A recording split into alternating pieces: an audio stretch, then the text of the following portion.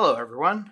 This one should be nice and short, which is always welcome. I know I always say that, but this one actually does look like it's going to be definitely on the short side.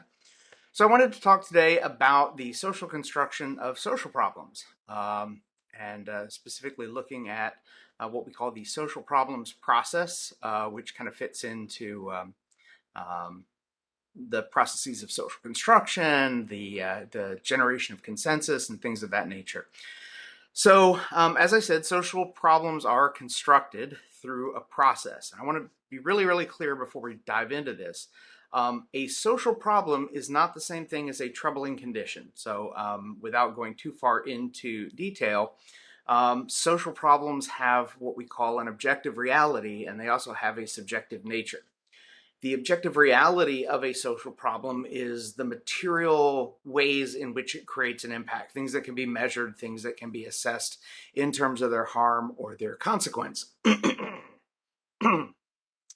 subjective nature of social problems has to do with the fact that they're understood as and defined as social problems.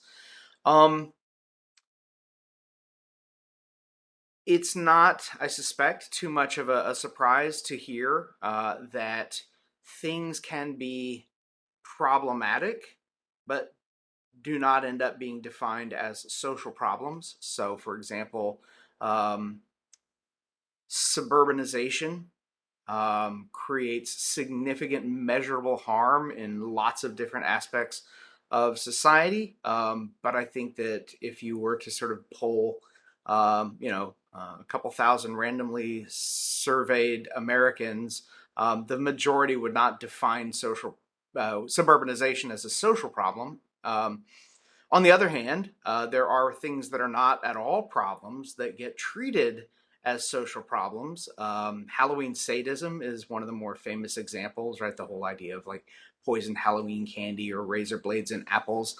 Even though there are no documentable cases of any of that occurring, year after year after year, communities treat Halloween as a time of elevated risk for children, and in effect make it a social problem. So in the first case, you have something that is a problem that does not get constructed or defined as such, but continues to go on doing harm as a result.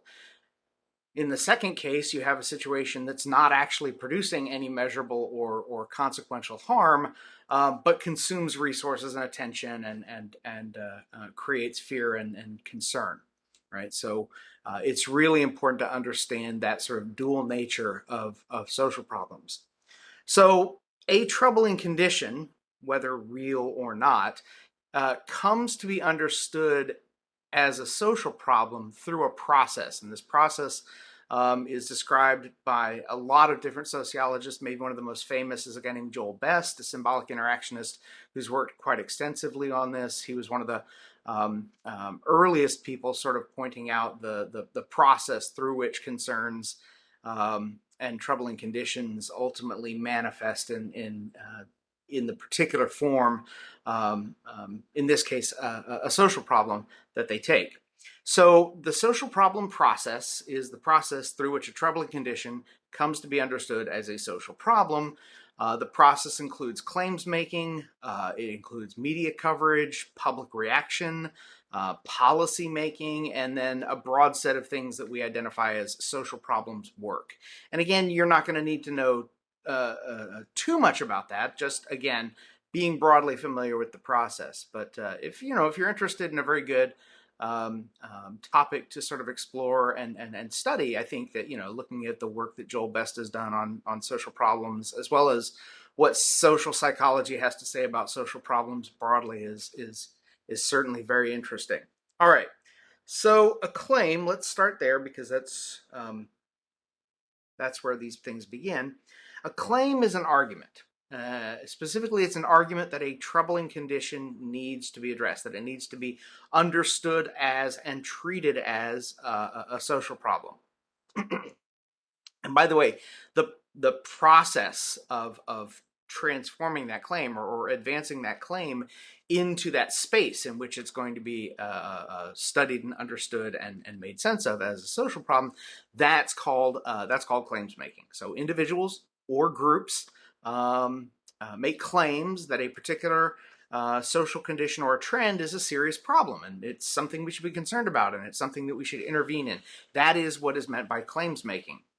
And I'll talk a little bit more about how claims making sort of exploits what we've come to call the politics of fear in just a moment. But I want to walk you through sort of the framing elements of claims making, because this kind of fits with some of the things we've talked about earlier in the semester with regard to framing. So there are three types of framing that kind of unfold in this claims making process. There are what we call grounds, warrants, and conclusions. When we are thinking about them in terms of the framing specifically, we would call it a diagnostic frame, a motivational frame, and a prognostic frame, right? So grounds, the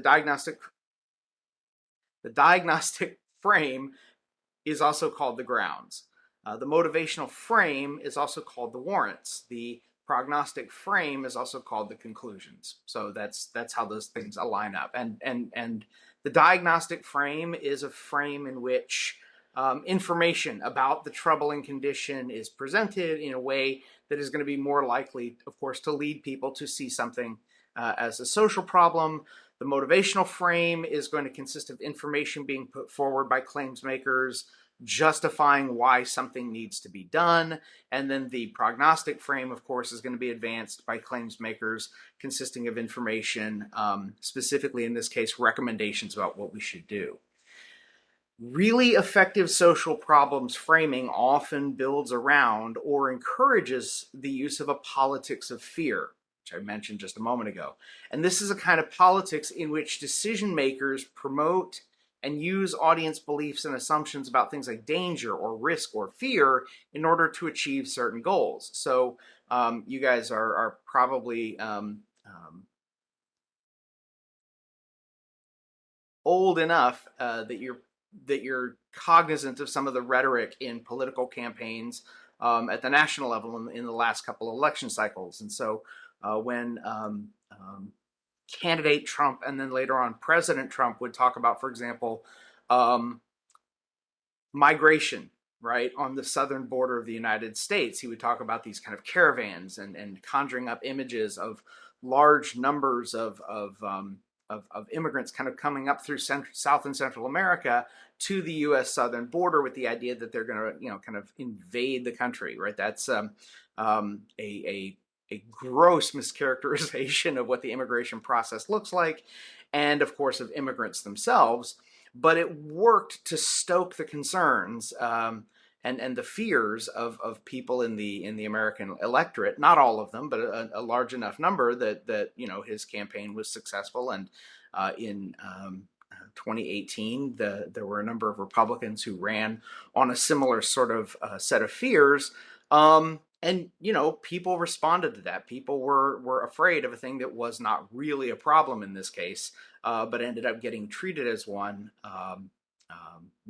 with obvious benefits to the media outlets that were stoking that fear, the policy makers and the candidates running for office who wanted to sort of ride those concerns to